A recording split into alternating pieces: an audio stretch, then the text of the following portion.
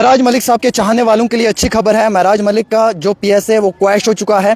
महराज मलिक साहब के legal counsel advocate Sheikh Shakeel साहब जी, सुप्रिया जी, एडवोकेट जुल्करनैन चौधरी साहब और मुजफ्फर इकबाल खान साहब, इन सब लोगों को जम्मू कश्मीर के अवाम की जानिब से मुबारक है, क्योंकि बड़ा ज़बरदस्त टफ केस था जिन्हें फाइट किया, जिस केस को फाइट किया और अपना 100% जो है वो लीगल काउंसिल्स ने दिया है। सर क्या कहना चाहेंगे? अभी जस्ट जजमेंट आई है, कैसे आप इस जजमेंट को देखते हैं और क्या अपडेट है महराज मलिक के चाहने वालों के लिए? सबसे पहले मैं आपको बताऊं कि अभी 2 मिनट पहले sir honourable justice Mohammad Yusuf Wani साहब ने ओपन कोर्ट में जजमेंट को अनाउंस किया है। जी सर। महराज मलिक की जो प्रिवेंटिव डिटेंशन थी सर, उसको क्वाश कर दिया गया है। पीएसए क्वैश हो चुका है। पीएसए क्वाश हो चुका है। जम्मू कश्मीर सरकार को डायरेक्शन गई है कि वो इमीडिएटली महराज मलिक को रिहा कर दें अगर वो किसी और केस में मुब्तला नहीं है। ये बहुत बड़ी जीत है। 8 सितंबर को 2025 को महराज मलिक को पब्लिक सेफ्टी एक्ट के तहत बुक किया गया था। ओपन कोर्ट में जो जज साहब ने कहा है कि इस केस में पब्लिक आर्डर की ग्राउंड बनाई थी कि इससे पब्लिक आर्डर डिस्टर्ब हुआ था, लेकिन जज साहब ने कहा कि ये रूटीन लॉ एंड ऑर्डर का केस था और इसको बढ़ा चढ़ाकर पब्लिक आर्डर का केस बनाया गया।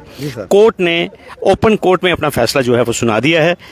डिटेंशन को बैड करार दिया गया है, कॉन्स्टिट्यूशन के खिलाफ डिक्लेयर किया गया है और आप देखेंगे कि इंशाल्लाह जो ही अभी ये फैसला साइन होगा, कल मोस्ट प्रोबेबली एक इंडिपेंडेंट शख्स होंगे, महराज मलिक रिहा हो जाएंगे और हाई कोर्ट ने उनकी प्रिवेंटिव डिटेंशन को गैर आईनी और गैर कानूनी डिक्लेयर किया है। सर कैसे देखते हैं आप इनकी डिटेंशन को और कैसे देखते हैं वो कंपनसेशन जो फैमिली की तरफ से या जो लीगल काउंसिल से उनकी तरफ से कहा गया कि इतना वक्त ज़ाया हुआ है, एक पूरे इलाके को इतनी मुश्किलात का सामना उठाना पड़ा है, एक पूरी कॉन्स्टिट्यूंसी को इतनी मुश्किलात का सामना उठाना पड़ा है, उसको कैसे देखते हैं आप? देखिए, इसमें कोई शक नहीं है, महराज मलिक एक पॉपुलर लीडर हैं। तकरीबन 8 महीने, पौने 8 महीने जो है उनको सलाखों के पीछे रखा गया। उनकी पूरी कॉन्स्टिट्यूंसी के लोगों को एक पब्लिक रिप्रेजेंटेटिव से डिप्राइव रखा गया और ये मैं श्रेय दूंगा जो हमारी लीगल टीम थी, जिसको हेड हमारे राहुल पंजी कर रहे थे, जिसमें अपू जी, जुल्करनैन, हमारे तारिक मुगल साहब हैं और आसिम हाशमी साहब भी इसमें शामिल थे और मुजफ्फर खान साहब भी।